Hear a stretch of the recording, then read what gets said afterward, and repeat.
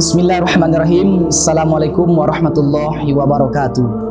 Innal hamdalillah nahmaduhu wa nasta'inuhu wa nastaghfiruh wa na'udzu billahi min syururi anfusina wa min sayyiati a'malina may yahdihillahu fala mudhillalah wa may yudlilhu fala hadiyalah. Asyhadu an la ilaha illallah wa asyhadu anna Muhammadar Rasulullah sallallahu alaihi wasallam. Allahumma shalli ala sayyidina Muhammad wa ala ali sayyidina Muhammad. Assalamu alayka ya Rasulullah. Faqala Allah Ta'ala fil Qur'anil Karim, na'udzu billahi minasyaitonir rajim. Bismillahirrahmanirrahim. Zaharal fasadu fil barri wal bahri bima kasabat aydin nas. Wa qala Rasulullah sallallahu alaihi wasallam, la yu'minu ahadukum hatta akuna habba ilaihi min waladihi wa waladihi wan nasi ajmain. Jemaah, pemirsa dan sahabat DKTV dimanapun berada, alhamdulillah pada kesempatan yang berbahagia ini Allah masih memberikan rahmat dan nikmatnya kepada kita semua sehingga kita masih bisa mendengarkan ceramah agama pada kesempatan kali ini. Kulli amrin zibalin lam yubda'u alhamdulillahi rabbil alamin fahuwa amtar. Setiap nikmat yang Allah berikan, jikalau tidak dibacakan alhamdulillahi rabbil alamin, maka terputus berkahnya di hadapan Allah Subhanahu wa taala. Salawat dan salam tak lupa pula kita aturkan kepada Allah Subhanahu wa taala. Semoga senantiasa tercurah kepada baginda Rasulullah sallallahu alaihi wasallam dengan lafaz Allahumma salli ala sayyidina Muhammad wa ala ali sayyidina Muhammad, dan salam assalamu alayka ya Rasulullah. Al-bakhilu lilladzi man zukirtu indahu falamma yusallu alaika kata Rasulullah.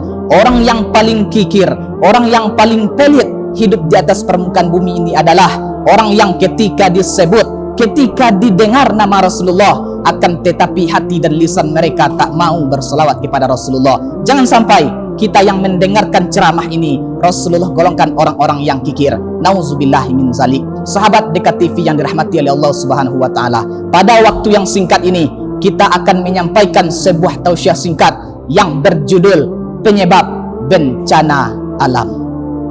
Kaum muslimin, jemaah yang dirahmati oleh Allah Subhanahu wa taala, beberapa bulan ini kita dikagetkan oleh suatu bencana yang menimpa Sumatera Barat, Sumatera Utara, dan Aceh.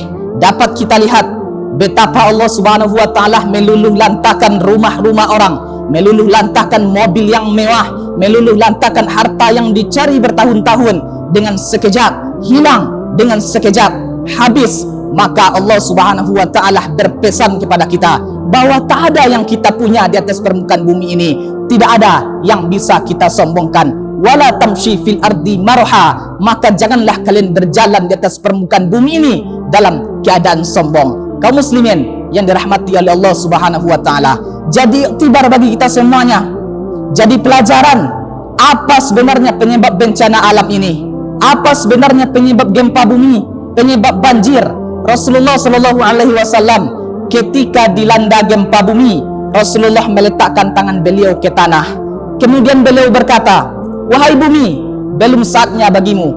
Wahai bumi, belum saatnya bagimu. Maksiat apa yang telah kalian lakukan? Sayyidina Umar bin Khattab ketika dilanda gempa bumi, apa kata Sayyidina Umar bin Khattab? Sungguh terlalu cepat kita bermaksiat kepada Allah Subhanahu wa taala.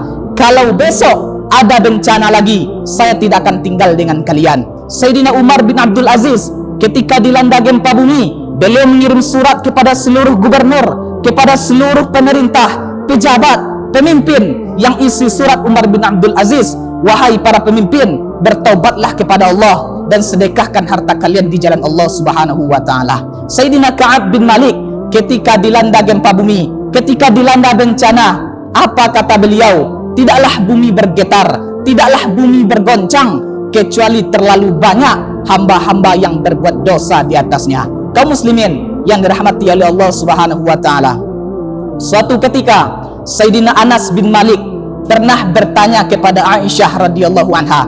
Apa kata Anas bin Malik? Wahai Aisyah, bagaimana pendapat engkau tentang bencana alam?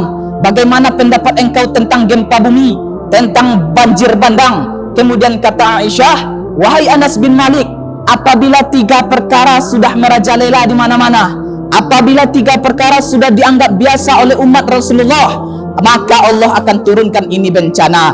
Yang pertama, wahai Anas bin Malik, adalah khamar, minuman keras.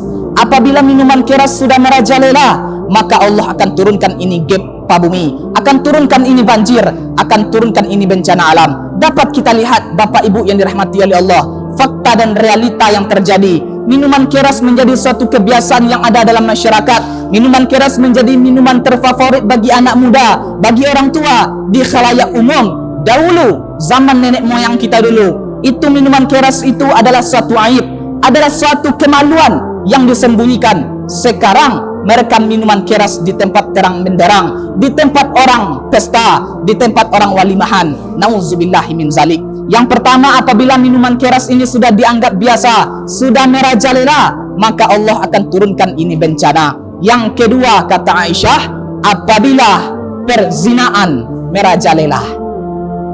Perzinaan, dapat kita lihat fakta dan realita, terkhusus Kota Padang. Kota Padang adalah kota zona merah kemaksiatan yang ada di Indonesia ini. Banyak anak-anak muda-mudi.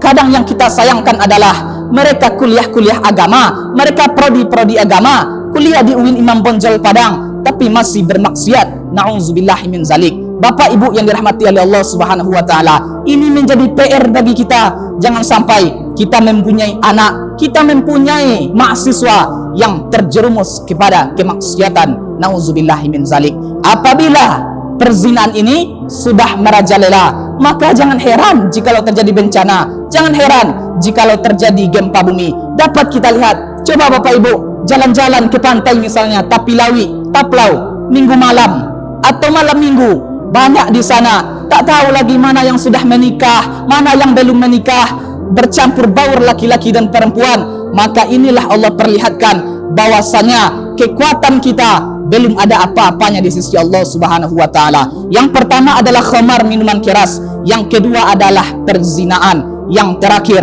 apabila musik-musik dunia merajalela di mana-mana. Apabila orang lebih sibuk dengan musik dunia, lebih sibuk dengan musik dangdut, lebih sibuk dengan musik pop daripada membaca Al-Quran, daripada tahlil, tahmid, tamzid, istighosah, tilawatul Quran. Bukan berarti saya melarang kalian untuk mendengarkan musik. Silahkan, musik adalah hukumnya mubah, boleh dengan syarat dan catatan jangan sampai musik ini liriknya membawa kepada keharaman. Yang kedua, jangan sampai musik ini melalaikan kalian dalam mengingat Allah Subhanahu wa taala. Silakan mendengarkan lagu Minang, lagu pop, lagu-lagu dunia, tetapi syaratnya adalah jangan sampai kecintaan kita kepada musik mengalahkan kecintaan kepada Al-Quranul Karim. Bapak Ibu yang dirahmati oleh Allah Subhanahu wa taala, dari tausiah yang singkat ini dapat kita ambil iktibar, kita jauhi ini dari negeri kita. Mudah-mudahan Indonesia, Kota Padang khususnya, menjadi negeri